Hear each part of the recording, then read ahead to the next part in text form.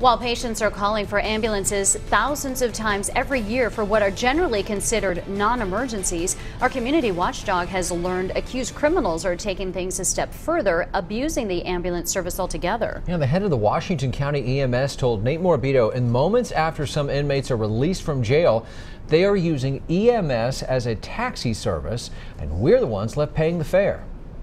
That's right. The problem now has the attention of two state lawmakers. Dan Wheeley says shortly after some inmates walk out of the Washington County Detention Center, they fake heart attacks or other serious health issues so they can catch a ride to Johnson City and then sign out of the hospital before doctors even see them. Not only does each trip often cost taxpayers roughly $600, it also takes away an ambulance from someone who actually needs emergency help.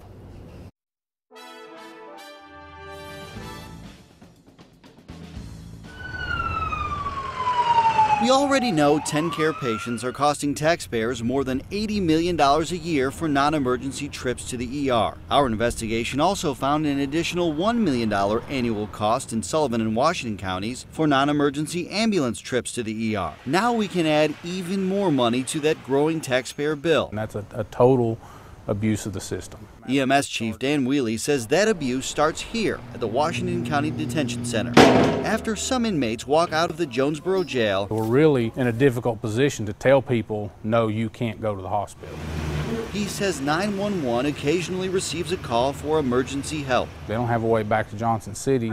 They'll go out, call to the payphone, call 911 and complain of chest pain. Ambulance records for the first 9 months of this year show 16 chest pain and cardiac arrest calls from the jail. We don't know the specifics of each call, but Wheeley says some undoubtedly represent inmates on the other side of the bars who actually need help. But based on his experience, he says others are not real emergencies. It's very frustrating. It's very frustrating because a lot of times the patient would walk out of the ER before the crew even gets their cot made back up and gets back in the truck and is ready to leave the ER. When we first uncovered the high cost of unnecessary ER treatment, $87 million a year. What do you think of that? That's ridiculous. I mean, something's got to be done. Two lawmakers on state health oversight committees expressed concern. It really is troubling, and it has been for many years. Both Representative John Holtzclaw and Senator Rusty Crowe told us today they feel this problem also deserves their attention, something Wheeley welcomes. I think that's going to take legislative changes.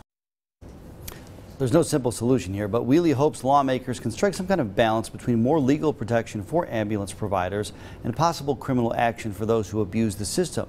Senator Crowe told us he wants to get input from the state's attorneys and the district attorney before taking any additional steps.